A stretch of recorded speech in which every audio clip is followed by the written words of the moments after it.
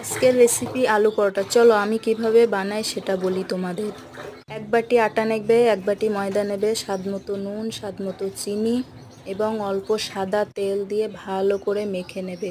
তারপরে অল্প অল্প জল দিয়ে, ও হ্যাঁ আমি জোয়ানটাও দিয়েছি, সেটা পরে দিয়েছি বলতে ভুলে গেছি তোমাদের। তোমরা একসাথে দিয়ে মেখে নেবে।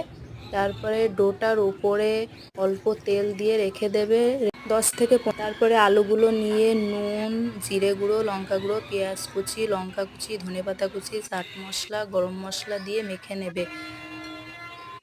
তারপরে আমি এখানে আমুল চিজ ব্যবহার করেছি আলু পরোটার স্বাদটা বাড়ানোর জন্য।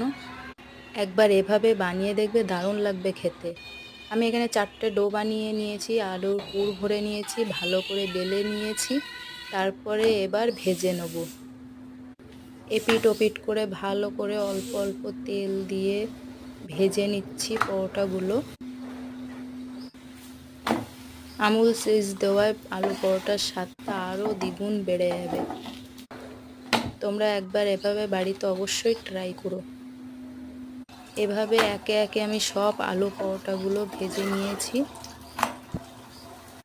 দেখতেই পাচ্ছ দারুণ ফুলেছে পরোটাগুলো। ভাজা হয়ে গেলে আমি একটা প্লেটে সার্ভ করে নিচ্ছি। পরোটা, পাঁচমেশালি আচার, টক দই এবং খেজুর। ব্যাস, আলু পরোটা রেডি।